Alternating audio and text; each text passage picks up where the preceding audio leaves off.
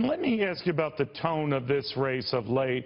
Senator John McCain, the latest to say he didn't like this nasty tit-for-tat between Marco Rubio, talking about hand sizes and all this other stuff, and that it demeaned the process, and that the Rubio people say it's just having fun, they're getting into the guy's face. You've opted not to get into the personal stuff, but if it appears that Senator Rubio has enjoyed larger crowds as a result from the debate and at consequential meetings and gatherings, and that translates into votes, will you regret that you didn't return similar fire with Donald Trump? Listen, Neil, I don't remotely regret taking a tone that reflects what the voters deserve, following a path of taking the high road. From the day one when we launched this campaign, we resolved to follow the highest standards of integrity. And so throughout this campaign, when others have attacked, when others have insulted, when others have gone to the mud and into the gutter, I haven't responded in kind. You're right. Yes, you have. Donald and Marco come on, Senator, are you have. When you inferred that Donald Trump might have mob ties, and that's why he's not releasing his taxes, that's kind of throwing mud. Actually, to be clear, it is not. Many media entities have reported that Donald had extensive business dealings with the mob. In the general, I promise you, CNN's reported that, ABC's reported that, the Washington Post, S&A Concrete helped build Trump Plaza condos. That is a factual matter. S&A Concrete was owned by the two of the heads of the 5 New York crime families, including Fat Tony Salerno, serving 100 years in prison right now. That is a fact and a matter of public record.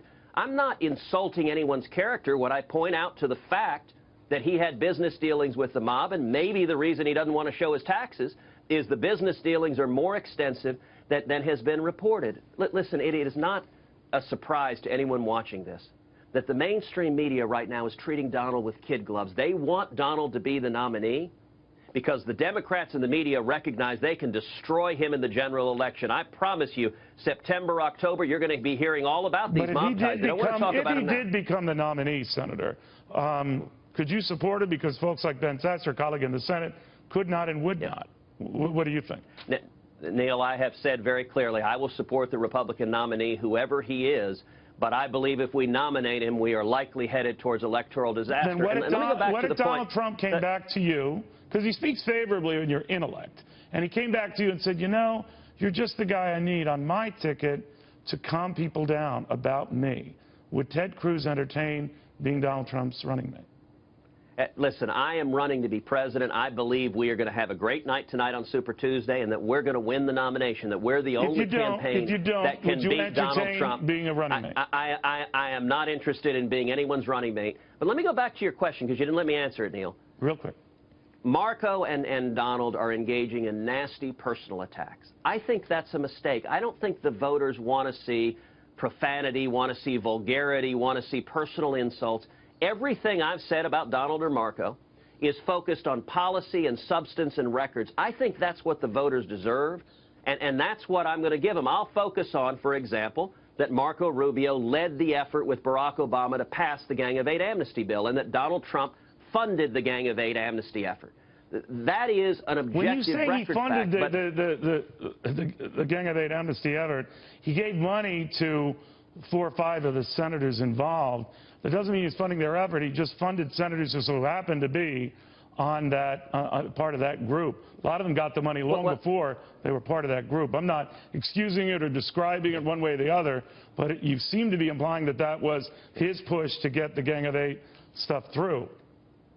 Well, Neil, of course it does. He supported 5 of the 8 members of the Gang of 8. Yeah, but he supported them long before some of them became Gang of 8 members, sir.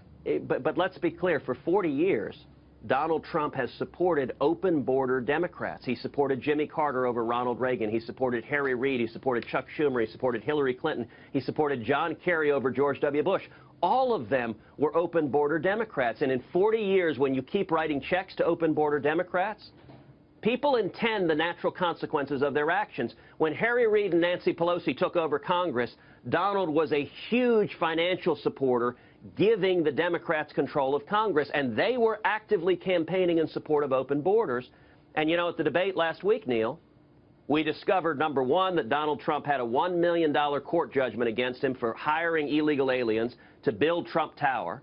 And number two, even just last week, his hotel in Florida brings in hundreds of foreign workers because they don't want to hire American workers. And anybody who's been exploiting the immigration laws to take advantage of American workers well, you don't buy what he says, that as a them. businessman he's sued all the time for all sorts of reasons? Well, listen, last week, right after the debate, he went on CNN talking about the hotel in Florida, and he said that Americans aren't qualified. You can't find any Americans who want to be waiters and waitresses. Now, Neil, that is utter nonsense. Millions of Americans have worked as waiters and waitresses. My dad began in this country washing dishes, making 50 cents an hour.